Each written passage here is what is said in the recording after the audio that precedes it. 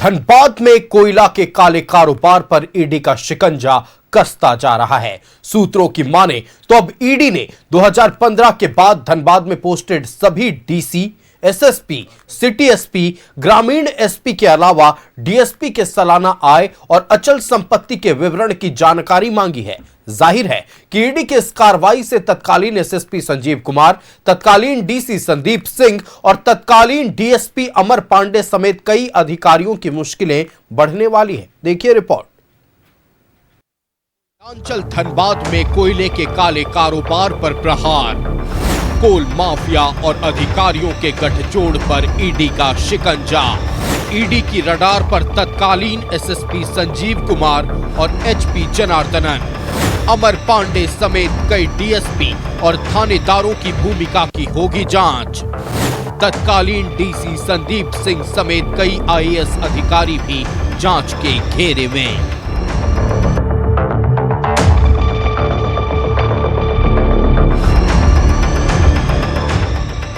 झारखंड और बंगाल में कोयला तस्करी के सिंडिकेट पर ईडी ने शिकंजा कसना तेज कर दिया है। सूत्रों के मुताबिक कोयले के काले खेल में प्रशासनिक और पुलिस अफसरों की भूमिका की जांच शुरू हो गई है। ईडी ने कार्मिक विभाग और पुलिस मुख्यालय को पत्र लिखकर 2015 के बाद धनबाद में पोस्टेड सभी डीसी, एसएसपी, सिटी और ग्रामीण एसपी के अलावा डीएसपी और कोयला खनन के रूट में पोस्टेड थानेदारों के बारे में जानकारी मांगी है।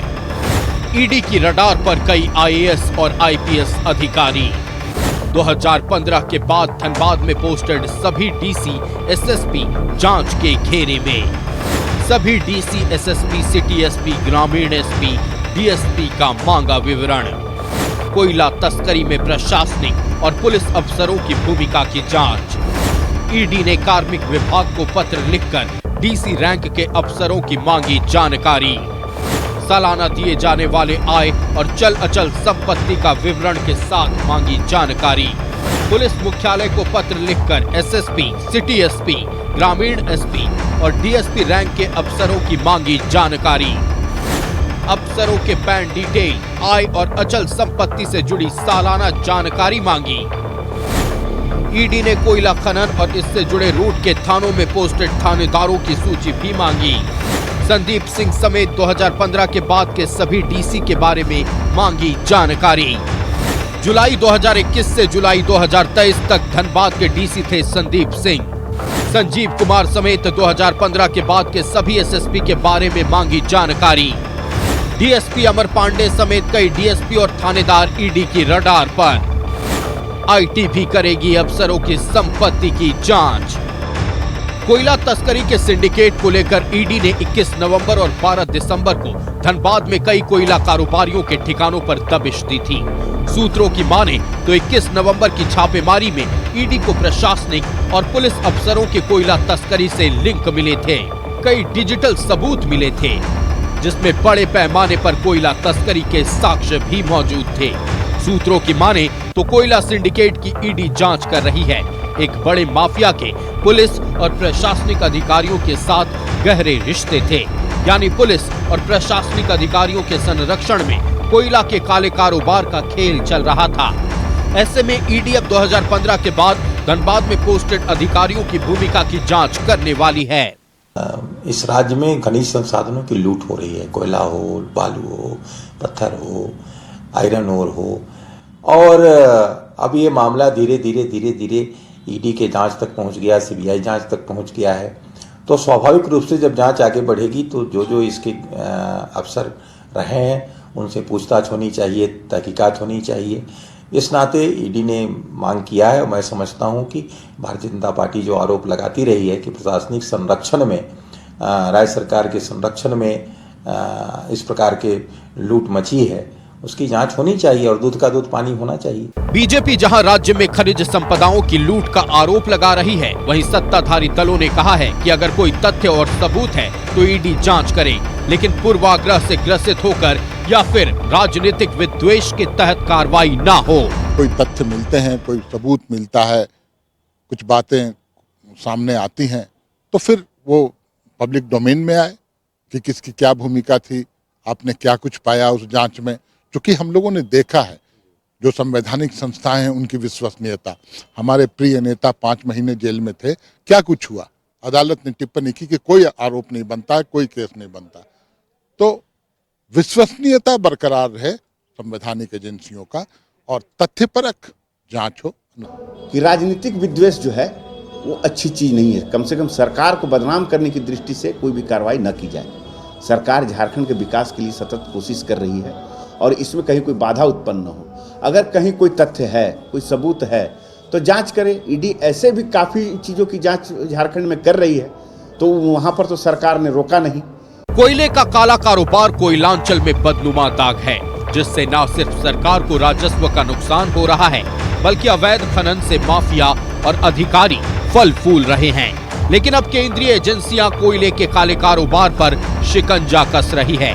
ऐसे में कई अफसरों के दामन पर लगे दाग के भी सार्वजनिक होने की संभावना है। न्यूज़ 11 भारत के लिए रांची से विपिन राकेश और रुचि की रिपोर्ट। धनबाद में कोयला चोरी होता है, यह सबको पता है। बड़े पैमाने पर होता है, यह भी सबको पता है। लेकिन पता है क्या कि यह कोयला चोरी का आंकड़ा कितना बड़ा हो सकता है, कितने बड़े पैमाने पर हो रहा है? कोई कहेगा 1000 करोड़, कोई कहेगा 2000 करोड़, कोई कहेगा 5000 करोड़। अजी 1000 करोड़ की तो बात ही नहीं है, कई लाख करोड़ रुपए का कोयला घोटाला हुआ है।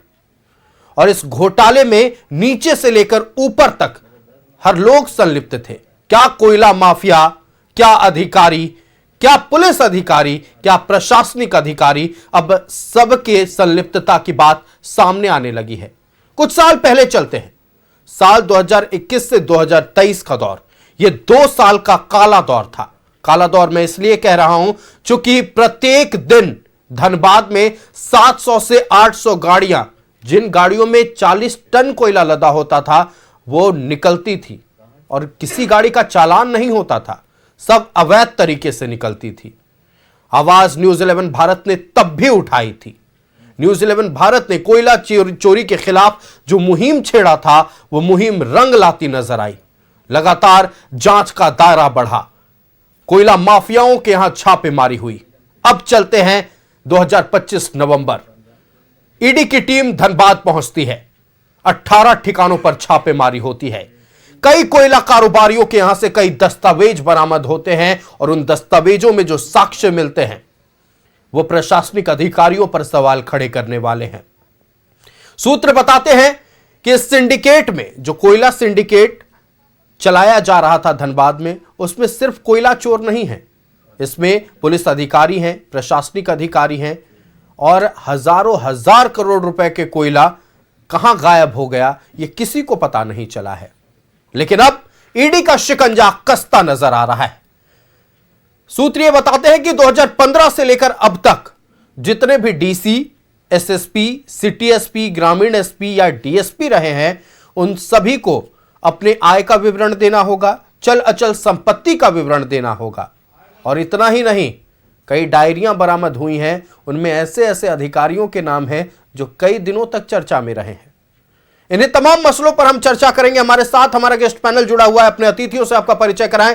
भारतीय जनता पार्टी से मृत्युंजय शर्मा हमारे साथ जुड़े हुए हैं। मृत्युंजय जी, बहुत स्वागत है न्यूज़ 11 भारत में। हमारे साथ ईश्वर आनंद जी कांग्रेस पार्टी से जुड़े हुए। ईश्वर आनंद जी, बहुत स्वागत है न्यूज़ 11 भारत में। सुशांतो मुखर्जी हमारे साथ भाकपा माले से जुड़े हुए। सुशांतो दा, बहुत स्वागत है न्यूज़ 11 भारत में। और प्रवास खान आजसू पार्टी से हमारे साथ जुड़े हुए। प्रवास जी, बहुत स्वागत है न्यूज़ 11 भारत में।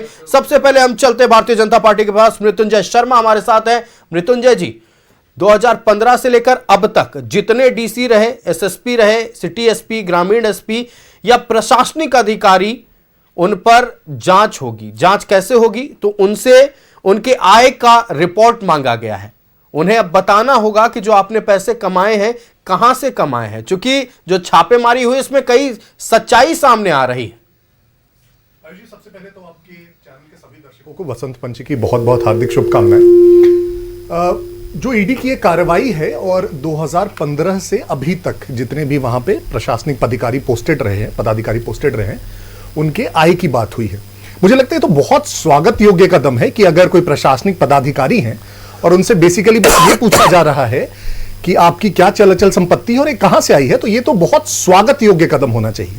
लेकिन अब देखिए, और इसमें दूसरी बात आयुष जी, इसमें कहीं भी ऐसा नहीं कहा गया कि जब हेमंत जी की सरकार आई तो 2019 के बाद की ही करिए, उसके पहले की छोड़ दीजिए। इसमें हमारी सरकार का समय भी आता है और मुझे लगता है हर एक व्यक्ति को इसका स्वागत करना चाहिए, इसमें कौन सी बुरी बात है। लेकिन मैं इनफैक्ट कमेंट्स देख रहा था जो सत्ता पक्ष के लोग हैं उनका, और वो कह रहे हैं कि ईडी की ये जो कार्रवाई है वो बहुत प्रेरित है गलत कारणों से। इसमें दुख क्या हो रहा है आपको? जब प्रशासनिक पदाधिकारी से सिर्फ ट्रांसपेरेंसी के अंतर्गत पूछ रहे हैं कि आपकी कितनी संपत्ति है, कहां से आई, तो इसमें किसी को भी क्यों प्रॉब्लम होनी चाहिए? आज धनबाद की जो हालत है जी हम सब जानते हैं। कोयला तो सिर्फ एक चीज है, कोयला चोरी पे तो खैर सबको पता है, लेकिन धनबाद में आज लॉ एंड ऑर्डर की स्थिति देख लीजिए। धनबाद में वहां के प्रोफेशनल्स ज्ञापन दे चुके हैं कि हमको शहर छोड़कर जाना पड़ेगा अगर यहां की लॉ एंड ऑर्डर ठीक नहीं होती। प्रत्येक दिन वहां रंगदारी की कोई ना कोई वारदात सामने आ जाती है। जेल से धमकियां दी जा रही है धनबाद में, वहीं बैठ के उसी जेल से वहीं के कारोबारी को धमकी दी जा रही है। धनबाद की जो कानून व्यवस्था है, धनबाद की हालत है, वो आज दयनीय है और इसको सुधारने के लिए जो भी कदम उठाया जाए, सबसे अच्छा तो यह होता कि जो राज्य सरकार है वो ऐसे कुछ कदम उठाती, वो अपने एसीबी को बोलती इनफैक्ट कि आप वहां पे ये जो कोयला कारोबारी वहां पे यहाँ पे घपले हो रहे हैं, वहां पे जो ट्रक्स जा रहे हैं, उनकी बात एसीबी को करनी चाहिए, कौन लोग संलिप्त है इसमें। लेकिन राज्य सरकार ये कभी करेगी नहीं, क्योंकि राज्य सरकार उसमें भागीदार है, उसके अगेंस्ट नहीं है, उसके साथ है।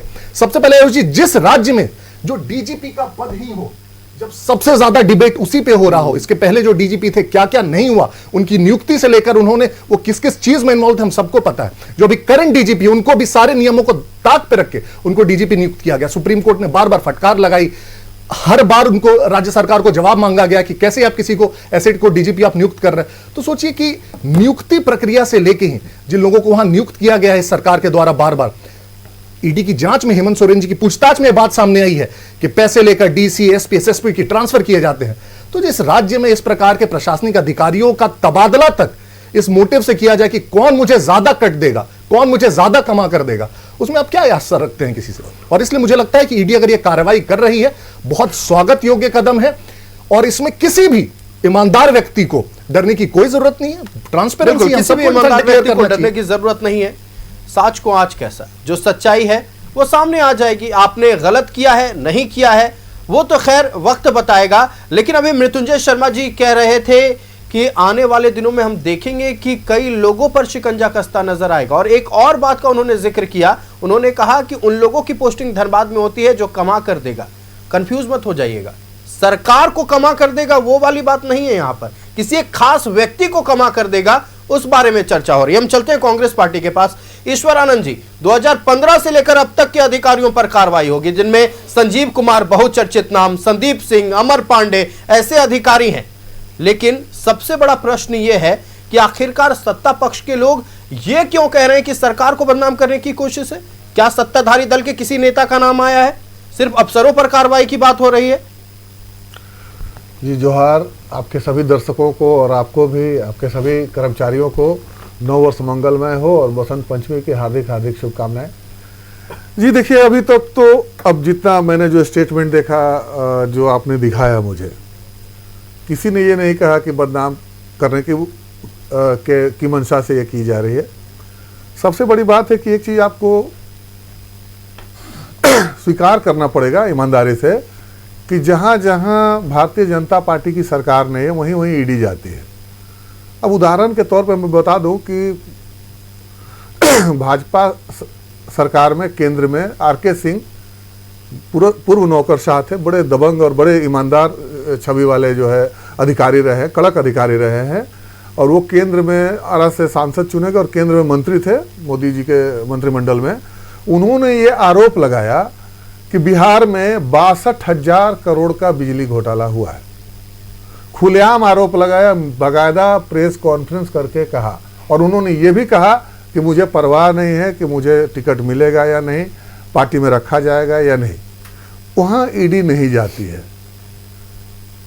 मोदी जी एक समय आरोप लगाते हैं कि 70,000 करोड़ का घोटाला जो है अजीत पवार ने किया, ठीक है, वहाँ ईडी नहीं जाती और अजीत पवार जो है डिप्टी सीएम बना दिए जाते हैं, जैसे वॉशिंग मशीन में आते हैं धुल के।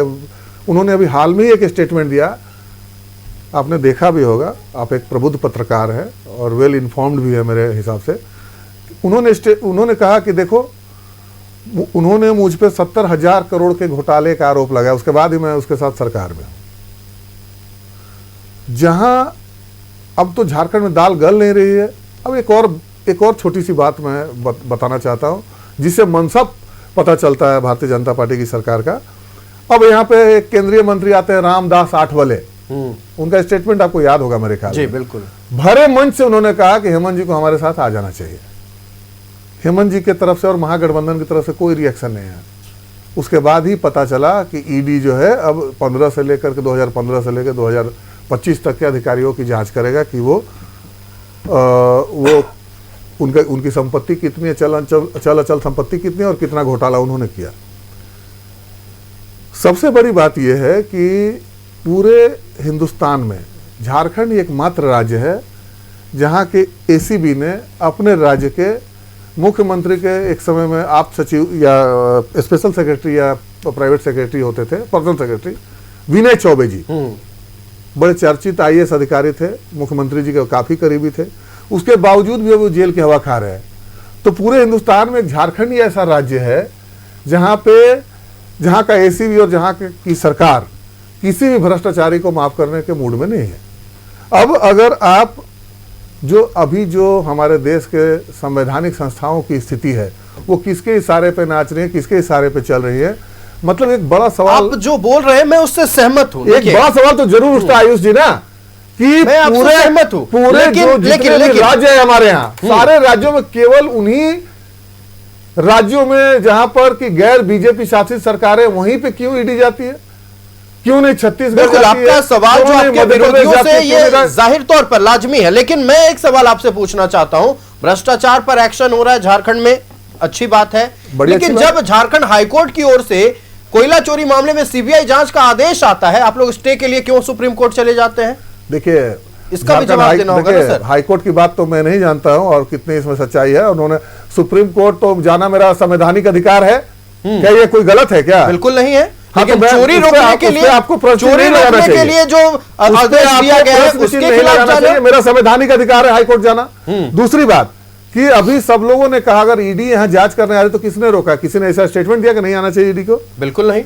जो भी भारतीय झारखंड मुक्ति मोर्चा के जो हमारे प्रवक्ता थे, उन्होंने स्पष्ट कहा कि अगर ये सचमुच जांच करने की नियत से आ रहे हैं, राजनीतिक विद्वेष की भावना से नहीं आ रहे हैं, तो स्वागत है, वो जांच करे, क्या दिक्कत है? चलिए, स्वागत। दूसरी बात है कि ईडी को पूरा अधिकार होता है, भारतीय पुलिस सेवा और भारतीय प्रशासनिक सेवा के अधिकारी ही जो है एसपी और डीसी बनते हैं, तो वो तो कभी भी किसी के घर में घुस सकती है, जांच कर सकती है छापामारी। जब मुख्यमंत्री को बिना किसी अपराध के, बिना किसी कागज के, बिना किसी डॉक्यूमेंट्री प्रूफ के 5 महीने जेल में रख सकती है, तो ईडी तो किसी घर में जा सकती है। तो आज तक छापेमारी क्यों नहीं की? छापेमारी इसलिए नहीं की क्योंकि रामदास जी, पूरा जो इन लोग का जो षड्यंत्र था कि किसी तरीके से हमारे भारतीय जनता पार्टी के साथ आज सरकार बना ले, तो ये जब इन्होंने इनकार कर दिया, स्पष्ट इनकार कर दिया, अब दिख रहा है कि येन केन प्रकारेन किसी तरीके से हमको सत्ता में आना है, किसी तरीके से हेमंत जी को झुकाना है। तो मतलब आप लोगों को लग रहा है कि राजनीतिक विद्वेष के कारण ये एक्शन लिया जा रहा है? 300% प्रभास खान जी के पास नहीं, ये सवाल और भी उठता है ना कि अगर ऐसा नहीं दिया जाएगा तो बिहार में ईडी क्यों नहीं जा रही? 62,000 केंद्रीय, एक मिनट सर, लास्ट लाइन, बिल्कुल। भारतीय जनता पार्टी की सरकार में एक कद्दावर केंद्रीय मंत्री अगर ये आरोप लगाता है कि 62,000 करोड़ का बिजली घोटाला हुआ बिहार में, तो वहां ईडी क्यों नहीं जाती है? चलिए, आपके इस सवाल को पूछा जाएगा। हम चलेंगे पहले आजसू पार्टी के पास। प्रभास खान जी हमारे साथ हैं। प्रभास जी, अब तो गाज गिरेगी और उन पर जरूर गिरेगी जिन्होंने या कोयला चोरी किया है या उनके संरक्षण में कोयला चोरी हुआ है। मुझे ताज्जुब होता है, बड़ी बड़ी मल्टीनेशनल कंपनियों के सप्लाई चेन मैनेजमेंट इतने मजबूत नहीं है जितना इन कोयला माफियाओं के मजबूत है। इस पर क्या कहिएगा? धन्यवाद आयुष। सबसे पहले तो आपके दर्शकों को बसंत पंचमी की बहुत बहुत बधाई। और आज नेताजी सुभाष चंद्र बोस जी का जयंती था, उनको हमारे पार्टी की तरफ से उनको नमन। आयुष, देखिए, झारखंड में खनिज संपदा से लबरेज जो राज्य बना है, 40 से अधिक खनिज है, ये हम लोग के लिए एक ताकत की बात थी। लेकिन जहाँ पे कोल का अगर देखा जाए तो 76,712 मिलियन टन का भंडार कोल का है।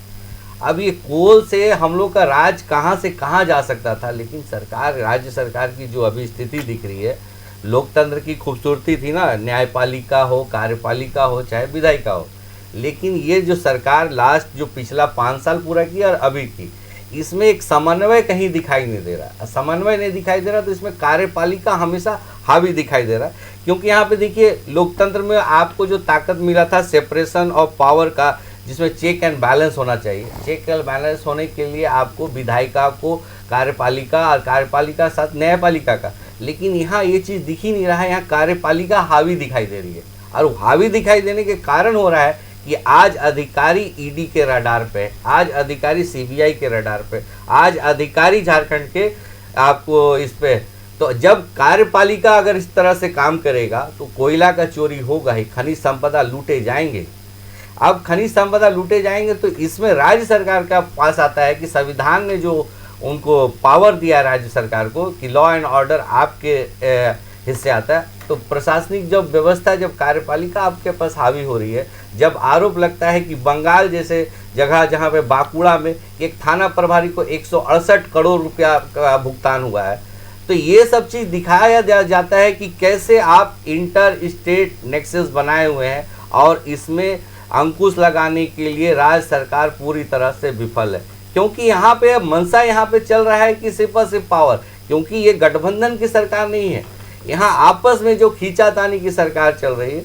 आज माननीय मुख्यमंत्री जी गए हुए हैं विदेश, लोग यहाँ पे पीठ थपथपा रहे हैं, MOU हो रहा है, लोग बोल रहे हैं कि निवेशक आएंगे, लेकिन स्थिति देख लीजिए, स्थिति देख लीजिए, जो आपका खनिज संपदा है जिससे यहाँ के लोगों को रोजगार सृजन होता है, यहाँ के युवाओं को नौकरी मिलती, यहाँ कल कारखाने होते, तो ये तो चोरी कर रहे हैं, ये तो लुटा रहे हैं। जाहिर तौर पर परवाज जी देखिए, सिर्फ राजस्व नुकसान की बात नहीं है, इसमें चेक एंड बैलेंस होना चाहिए और खास करके ये सरकार पूरी तरह से फेल है।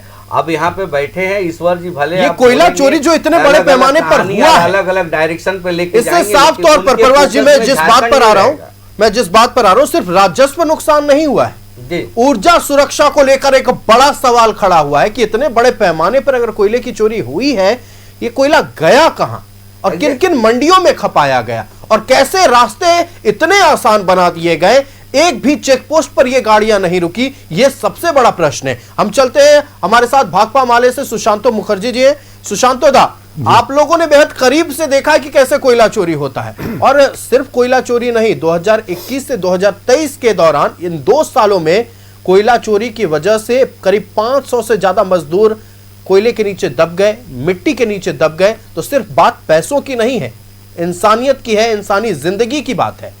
जी देखिए, सबसे पहले तो बता दें कि ये जो जांच हो रही है निश्चित तौर पर बढ़िया है, होनी चाहिए। हम लोग ये 15 साल नहीं और भी पीछे जाने की ज़रूरत थी। हमें लगता है कि सारे SP हो, IS हो, HP हो, जो भी है इस पर, और साथ साथ पॉलिटिकल लीडर को भी, ये पॉलिटिकल लीडर के भी हम लोग धनबाद से बड़ी करीबी है, और हम लोग धनबाद का जो कोल माफिया के खिलाफ जो लड़ाई लड़े हैं, हमारे संगठन, हमारे पार्टी AK राय ने जो लड़ाई लड़ी है, ये लगता है कि झारखंड में, बिहार में सबसे बड़ी लड़ाई लड़ी गई थी। और सबसे बड़ी चीज़ आपको बता दें कि ये जो आप बोलते ओपन कास्ट और जो कोयला चोरी, देखिए यहाँ पर क्या होते हैं, आपको एक छोटा सा बता दें, एक निरसा क्षेत्र विधानसभा है जी, वहाँ पर, वहाँ हो चाहे अगल बगल में जो भी हो, यहाँ पर मजदूर आते बाहर से, मजदूर बाहर से आते, आपको जब कोई सोचिए धस के चरान धस गए और अंदर दब गए, बाहर में आपको मिलेंगे 30 जोड़ी चप्पल, लेकिन दिखेंगे कितना, 4 डेथ किए। इस तरह से माहौल प्रशासन से लेके सारे कोई मिले हुए हैं, इसमें जांच बड़ी होनी चाहिए। ईडी निश्चित तौर पर 2-4-10 दिन के जांच कर रहे हैं, लेकिन इसमें और बड़ी जांच होने की जरूरत है। ओपन कास्ट से लेकर हर कास्ट, कोई भी हमारे कोयला क्षेत्र में, धनबाद में, हर जगह हर कोई उसी पर निर्भर है। आपको बता दें कि साइकिल से पहले क्या था कि भाई साइकिल, हमें लोग इसका विरोध किए थे कि साइकिल से थोड़ा बहुत कोयला ले जाते हैं, उसको भी प्रशासन तंग करते। तो जब उसको आदेश हो गया कि भाई साइकिल से आप कुछ कोयला ले जा सकते हैं, तब क्या किया, कोल माफिया लोग हजारों साइकिलें खरीद दिए। अब देखिए साइकिल से डंप हो रहे कोयला और वो ट्रक से निकल रहे बाहर।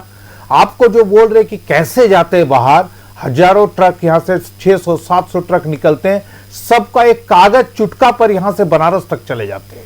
चुटका चालान इसका नाम दे दिया जाए सर? जी जी जी जी, एकदम एकदम। चालान जो चलती है एक कागज से, सारे थाना, कोई कहीं नहीं रुकेंगे, हर जगह चले जाएंगे। इसकी जांच सिर्फ स्टेट गवर्नमेंट नहीं, सेंट्रल गवर्नमेंट की भी इसकी ताकत होनी चाहिए, सेंट्रल गवर्नमेंट को देखना चाहिए। और बड़े बड़े जो हमारे नेता हैं जिसके ऊपर बड़े बड़े आरोप लगे हुए हैं, हमारे यहाँ सांसद हैं और पुराने सांसद है, आगे के एमएलए एमपी, हमारे तो एक कॉमरेड को भी वहां हो गया, हमारे मामा जी का देहांत हो गए, गुरदास चटर्जी का हत्या इसी कोयला माफिया ने कराया है 2000 में।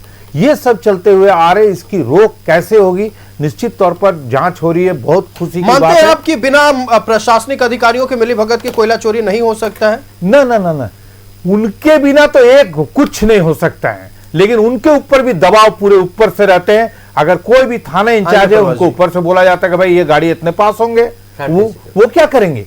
कुछ नहीं कर सकते। थाने सारे कोई ऊपर से नीचे तक पूरे मिले हुए हैं। यहां पर तो थाना में जाने के लिए, अगर कोयला क्षेत्र में आप थाना में जा रहे हैं तो थानेदार कितना पैसा देते हैं वो भी बताइए। ऊपर से नीचे सारे कोई पैसा दे के पोस्ट लेते हैं और वो सोच लेते हैं कि सुशांत दा, देखिए अगर सबको लग रहा है कि आ रहे हैं प्रवास जी आपके पास आएंगे, किसी को अगर लग रहा है कि सिर्फ डीसी, एसएसपी, सिटी एसपी, ग्रामीण एसपी नहीं, कोयला ट्रांसपोर्टेशन रूट में जितने भी थाना पड़ेंगे तमाम थाना प्रभारियों से भी उनके आय की, उनके संपत्ति की रिपोर्ट मांगी गई है। ऐसा नहीं है कि सिर्फ उच्च अधिकारी जो है वो जवाब देंगे, जवाब अब सबको देना होगा। किसने कितना खाया है वो सबको बताना होगा। आपको बता दें कि ये सिर्फ नहीं कि उनके एक सोचिए डीएसपी है उसकी आय की मांग रहे। हमें लगता है कि डीएसपी तो निश्चित तौर पर ये देखे जाएंगे कि कितने दिन के पीरियड वो नौकरी की है, कितने दिन से यहाँ पर है, 15 से कितना दिन है, लेकिन उनके साथ साथ उनके परिवार के जो भी बाहर है जी उनसे रिलेटेड बिल्कुल सब जगह फैली हुई है, वहां पहुंचना जरूरी होगा। प्रवास जी हम आएंगे आपके पास। बिल्कुल बिल्कुल, चलिए 20 सेकंड आपको दिया जा रहा, वक्त की पाबंदी टूट जाएगा। मैं सुशांतोदा को साधुवाद दूंगा कि इनकी गठबंधन की सरकार में इतनी मुखरता के साथ ये टीवी चैनल पे अगर ये बोल रहे हैं तो क्या ये गठबंधन के पार्टी की मीटिंग नहीं होती है? क्या ये सरकार को ये बता नहीं सकते कि ऊपर से नीचे यहाँ तो सरकार गठबंधन में या सत्ताधारी दल में कैसी मीटिंग चल रही है? अगले 6 मिनट के बाद मैं आपको बताऊंगा, थोड़ा सब्र रखिए। गठबंधन के साथ परवास जी गठबंधन में या सत्ताधारी दलों में किस तरह की मीटिंग चल रही है अगले 6 मिनट में आप जान जाइएगा, विस्तार से हम बताएंगे। थोड़ा सब्र रखते, वक्त की पाबंदी है। हमारे साथ मृत्युंजय शर्मा जी है भारतीय जनता पार्टी से। आखिरी 30 सेकंड में आपको दूंगा इस विषय पर फाइनल कमेंट के लिए। मृत्युंजय जी। नहीं जी, सुशांत ने बड़े अच्छे से कहा और हम सबको बता दें कि इसे कोई इनकार नहीं कर सकता।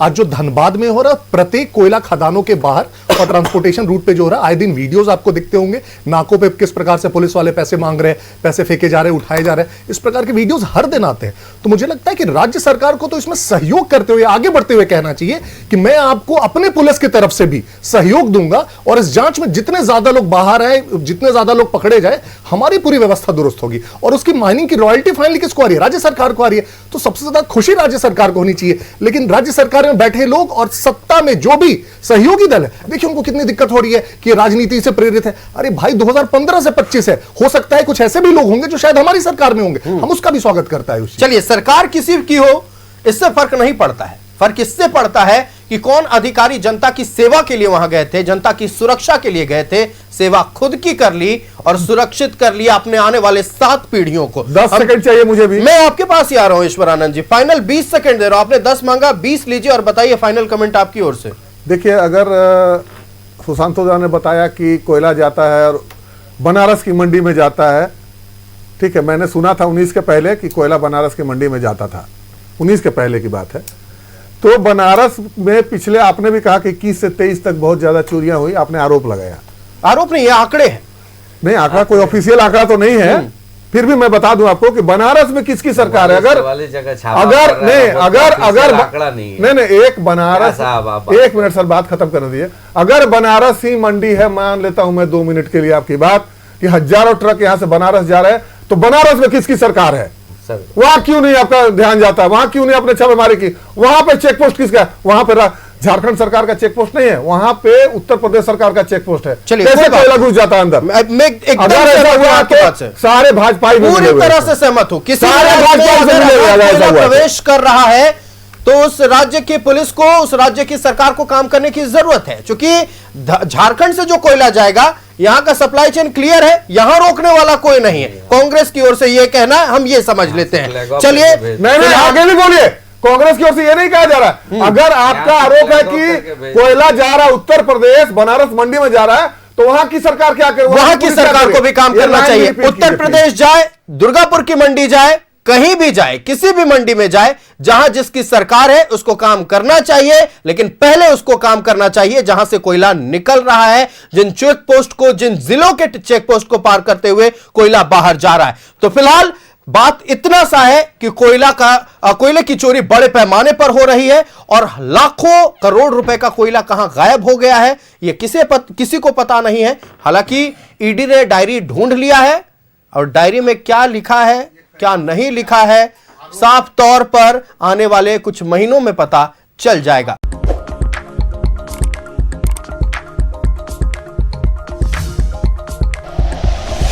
Like and share videos, subscribe करें हमारा चैनल और प्रेस करें बेल आइकॉन। न्यूज़ 11 भारत, सच है तो दिखेगा।